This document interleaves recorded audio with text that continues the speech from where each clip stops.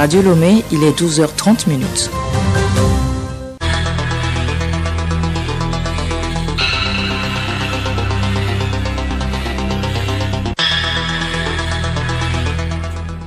Bonjour, bienvenue à tous dans le journal de 12h30. D'abord, les titres. C'est la rentrée scolaire demain, une reprise des classes dans un contexte toujours marqué par la crise sanitaire de Covid-19. Comment la population appréhende-t-elle cette situation? Élément de réponse dans ce journal. Réaction mitigée des Tchadiens après la nomination d'un Conseil national de transition. Une étape clé pour certains, un non-événement pour d'autres. Et puis l'Allemagne vote aujourd'hui pour des élections législatives. L'ère Merkel se referme sur un scrutin particulièrement indécis.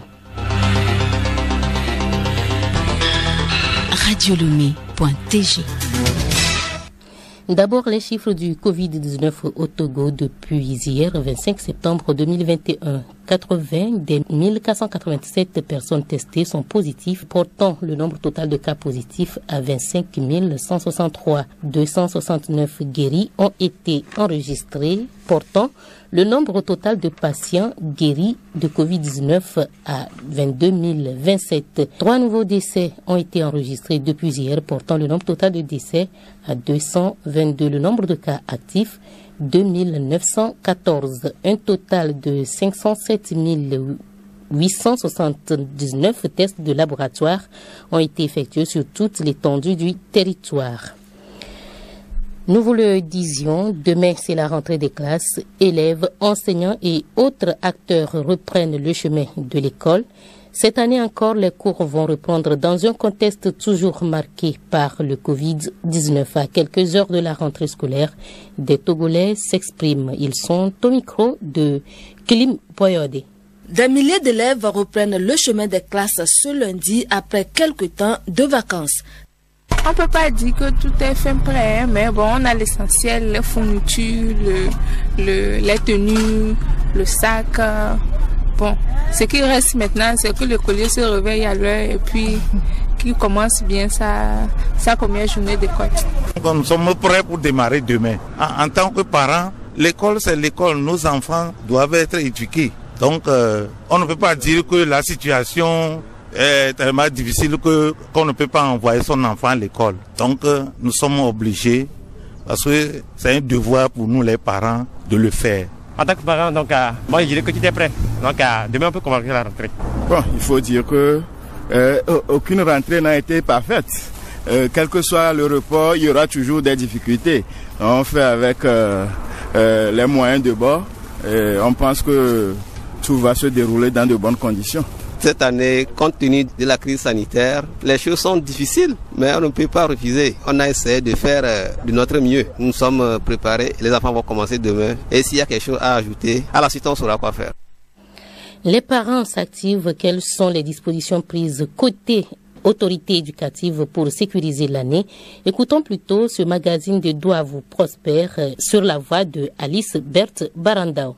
Des milliers d'élèves reprennent le chemin des classes ce lundi après quelques temps de vacances. Cette reprise a lieu alors que le coronavirus menace toujours. Comment les acteurs de l'éducation se sont-ils préparés pour éviter que le milieu scolaire ne soit un risque de propagation de la maladie? Ouro Bangna Tibara, chef d'inspection Lomé-Ouest. L'année devait commencer en principe le 20, mais le gouvernement a décidé de ramener ça au 27, juste pour que la semaine du 20 au 24, que les enseignants fassent leur rentrée pédagogique pour rappeler les mesures barrières qu'on doit respecter, le port des masques, l'utilisation de gel alcoolique et puis la distanciation surtout.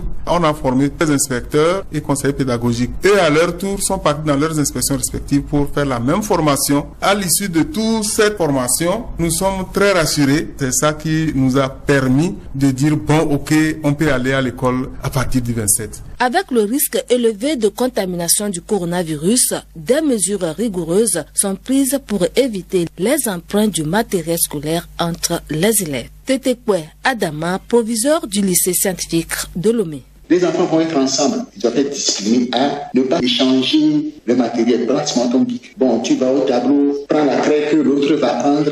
Donc, il faut que ce soit fait de façon bien disciplinée. Le professeur est là, il fait son cours, s'il a la craie, cette craie ne doit pas passer d'élève à élève. Comment circuler dans les allées avec la distanciation de 1 mètre? Si ce n'est pas possible qu'il y ait cette distanciation de 1 mètre, le professeur doit être sensibilisé à comment se comporter lorsque les conditions de 1 mètre ne sont pas respectées. Le professeur a son matériel que les enfants aussi pourraient utiliser, mais chaque fois que quelqu'un vient pour prendre du matériel, il prend du gel. Vous finissez de travailler, vous reprenez du gel, vous allez à votre place. Les acteurs de l'éducation militent pour un milieu scolaire sain. Pendant la récréation et même après les cours, les élèves seront amenés à respecter les mesures barrières. Inspecteur Ouro. Au niveau des jeux, que ce soit les jeux de MP, que ce soit les jeux de foot, de savoir que ça soit respecté. Et ça permet aux enseignants de suivre les enfants. C'est pas forcément rester en classe dire que bon, ils sont espacés, bon, ça va. Mais on les suit aussi en cours de récréation. Et à telle enseigne que même pour le manger, quand l'enfant vient pour manger, il doit être au moins à 1 mètre de son voisin pour pouvoir manger. La rentrée administrative a également permis aux parents de faire inscrire leurs enfants. Ceci pour éviter les attroupements lors de la rentrée. Adama Kankwe, chef d'inspection Golfe Ouest. Cette année, c'est formidable. Avec la nouvelle ministre, il crée le comité d'études des dossiers d'inscription des élèves. C'est ça qui nous a permis de ne pas avoir beaucoup d'affluence dans les établissements. Il n'y a même pas de queue. C'est juste le temps de déposer le dossier de demande. Et vous revenez après pour voir le résultat. Et en général, si le dossier est bon, les enfants viennent de. Tout est fin prêt pour une bonne rentrée académique 2021-2022. Souhaitons aux élèves une excellente année scolaire dans le respect des mesures barrières. Le journal Juliette Camdet. Côte d'Ivoire, lors d'une assemblée générale au Palais des Sports de Treichville, les groupes favorables à l'ex-première dame Simone Gbagbo se sont regroupés au sein d'une seule entité, le mouvement Génération Capable, le MGC. Son assemblée générale avait bien des allures de meeting politique hier. Simone Gbagbo n'est pas la présidente, mais la marraine de ce mouvement qui lui est totalement dévoué. Le MGC s'adresse surtout aux femmes.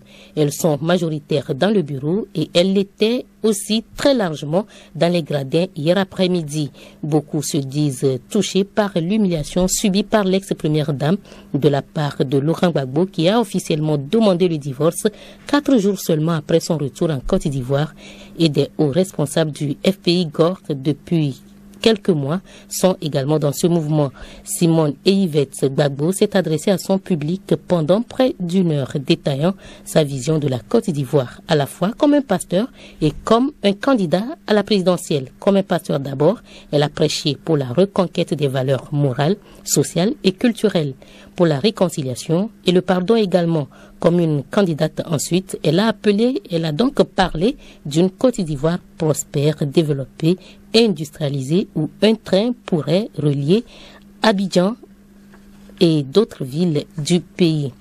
Réaction mitigée au Tchad 5 mois après le début de la transition instaurée après la mort du président Idriss Déby.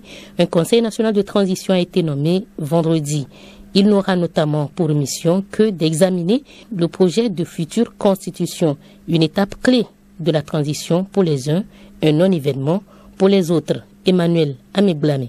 Une majorité de jeunes, de nouvelles personnalités et un tiers de femmes, c'est le nouveau visage de ce Parlement de transition, explique sur les réseaux sociaux Abderrahmane Koulamala, le porte-parole du gouvernement. Nommé par décret, ce Conseil national de transition CNT est composé de 93 membres venus de tous horizons politiques, sociétés civiles, syndicats ou encore représentants religieux. Ces membres sont aussi représentatifs de la société tchadienne pour Amat Djida Mahamat Al-Béchir, le président du parti Al-Ouida, proche de l'ancienne majorité. Sur le plan de la présentation globale, je pense que c'est cohérent parce que chaque région est représentée, chaque classe politique est représentée, les composantes de la société civile, etc. sont représentées, souligne-t-il. Maintenant, reste à savoir si ceux qui sont censés être représentants de ces composantes sont à la hauteur de la mission qui leur sera dévolue. Grand absent de ce Conseil national de transition, Waki Tama, aucun membre de cette plateforme de partis de l'opposition l'opposition et de la société civile qui continuent de dénoncer le pouvoir militaire n'a été nommé. Le Wakitama n'est pas dedans, comme c'est une seule équipe qui joue contre elle-même, parce que pour avoir un dialogue, c'est deux personnes qui ne s'entendent pas qui s'asseyent pour discuter, rappelle Ré Kim, l'un des porte-paroles. Mais si le CNT réunit des gens qui sont déjà acquis à leur cause pour s'asseoir et parler, ils y sont allés juste pour monologuer. Si on veut mettre en place le CNT, que cela soit défini au dialogue. La prochaine étape sera de désigner le président du Conseil national de transition. Les transactions sont en cours en coulisses, explique un proche du pouvoir qui ajoute que le choix sera délicat. À la tribune de l'Assemblée générale des Nations unies hier, le premier ministre malien du gouvernement de transition, Choguel Maïga, a accusé la France d'avoir abandonné le Mali en décidant de retirer la force Barkhane. Il n'a pas apprécié non plus de ne pas avoir été prévenu par ses partenaires que sont Paris et l'ONU. Le chef du gouvernement malien a aussi demandé que le mandat de la MINUSMA soit élargi pour que la force onusienne soit plus offensive. Pas une seule fois, Choguel Maïga n'aura confirmé être en contact avec les mercenaires russes Wagner. Cette information a été chuchotée et commentée cette semaine à New York, mais c'est le chef de la diplomatie russe, Sergei Lavrov, qui l'a confirmé quelques minutes seulement avant que Choguel Maïga ne prenne la tribune, tout en niant toute implication de Moscou. L'Allemagne vote aujourd'hui pour des élections législatives à suspense où sociodémocrates et conservateurs se disputent la succession d'Angela Merkel. Quelques 60,4 millions d'électeurs ont jusqu'à 16 heures temps universel pour élire leurs députés. De nombreux Allemands se disent encore indécis. Le départ d'Angela Merkel après 16 ans au pouvoir ouvre une nouvelle ère politique. C'est la première fois depuis 1949 que le chancelier sortant ne se représente pas. Quelle majorité succédera à la coalition centriste entre conservateurs démocrates chrétiens, CDU et CSU, et sociodémocrates du SPD? Jamais l'incertitude n'a été aussi grande dans ce pays, jusqu'à récemment habitué au bipartisme. La sensibilité croissante aux enjeux climatiques, tout comme la radicalisation d'une frange de la population autour de la politique migratoire, ont fait émerger deux autres partis, les Verts et l'extrême droite, AFD. Résultat, les deux grands mouvements, et notamment le CDU, ont vu fondre leur électorat. Un dernier sondage paru mardi dernier place le SPD en tête des intentions de vote avec 25% des voix contre 22% pour la CDU, 15% pour les Verts et 11% pour l'AFD. Cette élection pourrait porter un coup dur aux conservateurs d'Angela Merkel qui jusqu'à présent avait toujours récolté plus de 30% des suffrages lors des élections législatives. En Islande, selon les résultats définitifs des élections législatives publiés aujourd'hui, les femmes seront majoritaires dans le nouveau Parlement, une première en Europe. Sur les 63 sièges de l'Alþingi, 33 seront occupés par des femmes, soit 52,3%. Selon des données compilées par la Banque mondiale, aucun pays d'Europe n'avait jamais franchi la barre symbolique des 50%. La Suède occupant jusqu'ici la première place avec 47% de députés. Et puis 4 Palestiniens ont été tués aujourd'hui dans des heurts avec l'armée israélienne en Cisjordanie occupée, selon le ministre de la Santé palestinien et l'armée israélienne.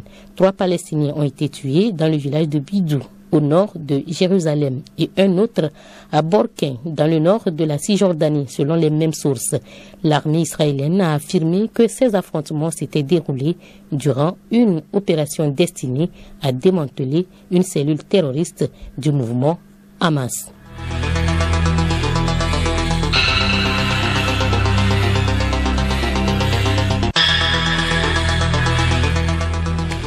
Le journal s'achève. Nous disons merci à Gilbert Sossou qui était à la mise en onde. Merci également à vous qui nous aviez suivis.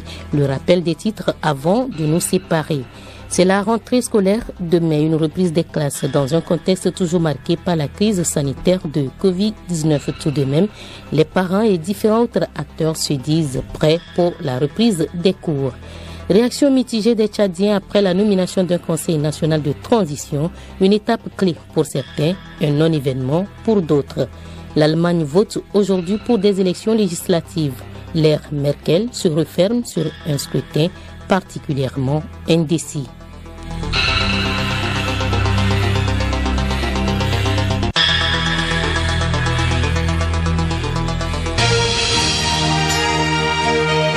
Radio Lomé, boîte postale 434, email radiolomé@radiolomé.tg. radiolomé.tg